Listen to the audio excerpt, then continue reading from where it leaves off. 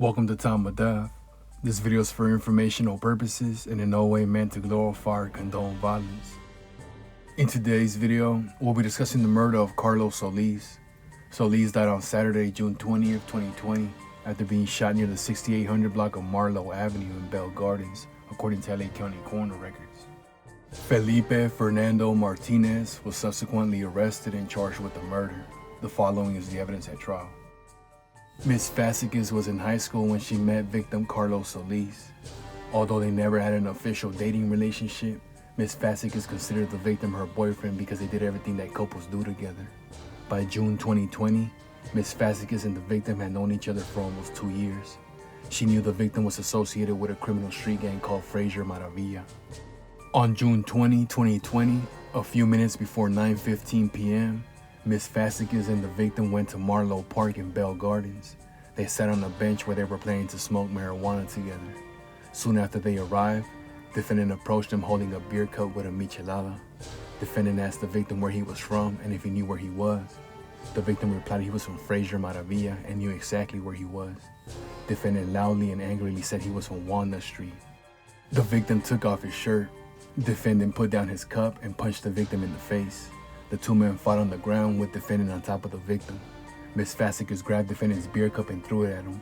The victim was then able to get on top of defendant, and Ms. Vasquez repeatedly kicked defendant in the head. Defendant pulled out a revolver from his waistband. Ms. Vasquez and the victim started to run away in different directions.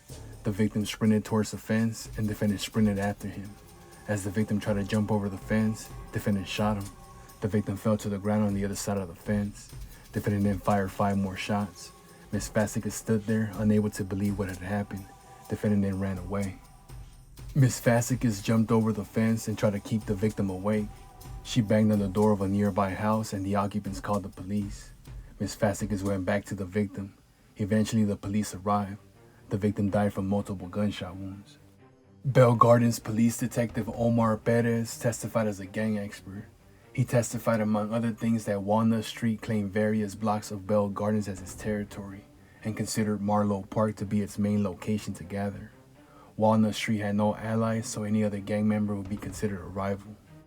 Detective Perez testified that even if there's no history of violence between two gangs, a gang member coming into another gang's territory and an exchange between gang members that began with "where you from" could lead to a response ranging from a verbal altercation to physical altercation to murder.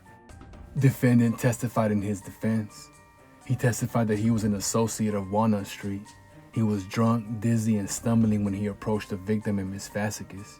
The victim was mean-mugging defendant by staring directly at him with an aggressive attitude.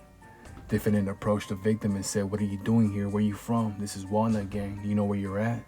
The victim responded he was from Fraser, Maravilla.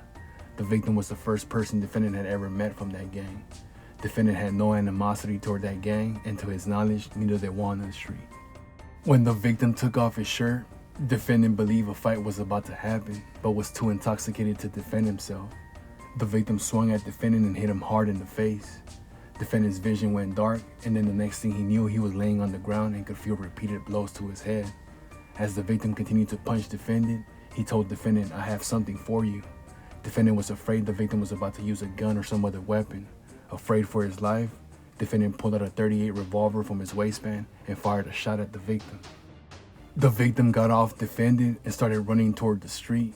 Defendant knew that gang members sometimes stash weapons in cars, and he was afraid the victim was running to get a gun. Still feeling scared for his life, defendant ran after the victim. As the victim jumped over the fence, defendant was afraid the victim was going to grab a weapon somewhere on the other side. Defendant fired 5 more shots at the victim, then ran away. It was undisputed at trial that defendant killed the victim. The key issue in dispute was defendant's reason for doing so. The prosecution's position was that defendant murdered the victim and that the murder was gang-related. By contrast, defendant testified in his defense that he had no gang-related reason to kill the victim and that he killed the victim in self-defense. Following the trial, the jury convicted defendant of second-degree murder and being a felon in possession of a firearm. Defendant pled no contest to charges arising from a separate incident in which he led police on a high-speed chase. The court sentenced defendant to 30 years to life plus 15 years and 4 months in state prison. Carlos Solis was 19 years old at the time of death.